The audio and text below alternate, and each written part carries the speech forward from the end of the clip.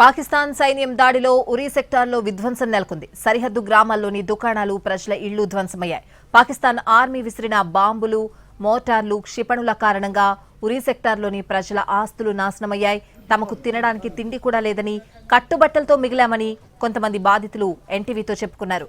వెంటనే సర్కార్ నుంచి తమకు సాయం అందించాలని కోరారు.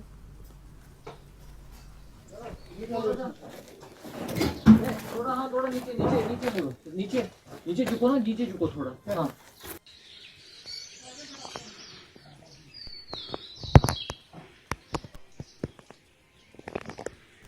పాకిస్తాన్ సైన్యం దాడిలో ఉరీ సెక్టార్లో విధ్వంసం నెలకొంది. సరిహద్దు గ్రామాల్లోని దుకాణాలు, ప్రజల ఇళ్లు ధ్వంసమయ్యాయి.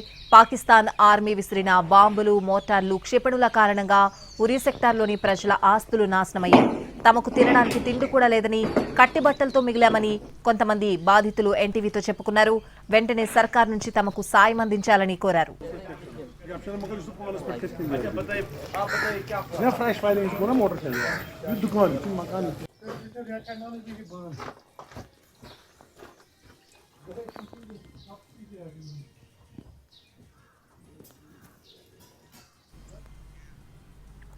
పాకిస్తాన్ సైన్యం దాడిలో ఉరీ సెక్టార్లో విధ్వంసం నెలకొంది. సరిహద్దు గ్రామాల్లోని దుకాణాలు, ప్రజల ఇళ్లు ధ్వంసమైన పరిస్థితులు కనిపించాయి. పాకిస్తాన్ ఆర్మీ విసిరిన బాంబులు, మోటార్ల, క్షిపణుల కారణంగా ఉరీ సెక్టార్లోని ప్రజల ఆస్తులు నాశనమైన పరిస్థితులు అయితే కనిపిస్తున్నాయి. ప్రస్తుతం ఉరీ సెక్టార్ గ్రామ ప్రతినిధి చక్రీ లైవ్ లో సిద్ధంగా ఉన్నారు. అక్కడ పరిస్థితులు ఏ విధంగా ఉన్నాయి? తినడానికి తిండి కూడా లేదు, కట్టుబట్టలతో బయటకు వచ్చేసాము అని కూడా అక్కడ ప్రజలు చెప్తున్న పరిస్థితులు కనిపిస్తున్నాయి. అప్డేట్స్ అడిగి తెలుసుకుందాం. చక్రీ,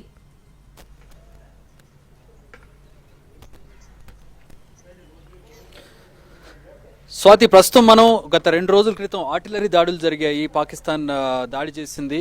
దాడి జరిగినటువంటి ఇంటి దగ్గర ఉన్నాను. ఇల్లు ఏ విధంగా ధ్వంసమైందో మీరు చూడొచ్చు. పూర్తిగా ధ్వంసం అయిపోయినటువంటి ఇంటిని మనం చూస్తూ ఉన్నాం. ఒకసారి మీకు దాడి జరిగినటువంటి తీరును చూపిస్తాను. మీకు ఇక్కడ మనం ఇది చూస్తూ ఉన్నాం కదా, మీకు చూసినట్లయితే ఈ గొయ్యి ఏదైతే ఉందో, ఈ గొయ్యి దగ్గర మనకి ఆర్టిలరీ పడింది. అది ఏదైతే వెపన్ ఉందో ఆ వెపన్ ఇక్కడ పడింది, పేలోడ్ ఇక్కడ పడింది. దీని నుంచి బౌన్స్ అయ్యి ఇంటి మీద పడింది. డైరెక్ట్గా ఇంటి మీద దాడి జరుగుంటే విపరీతమైనటువంటి నష్టం జరిగింది. అసలు ఇల్లు ఉండేదా లేదా అనేటువంటి పరిస్థితి. కానీ అది బౌన్స్ అయ్యి నేల మీద పడి, ఇంటి ముందు పడి బౌన్స్ అయ్యి ఇల్లు మొత్తం కూడా ధ్వంసం అయిపోయింది. పాక్ సరిహద్దులోకి భారీగా ఆర్మీ బలగాలు తరలి వెళ్తున్నాయి. శ్రీనగర్ నుంచి జమ్మూ కాశ్మీర్లోని పలు యూనిట్ల నుంచి ఆర్మీ వాహనాల్లో సైనికులు సరిహద్దులకు చేరుకుంటున్నారు. దీనికి సంబంధించిన మరింత సమాచారం మా ప్రతినిధి రాజు అందిస్తారు.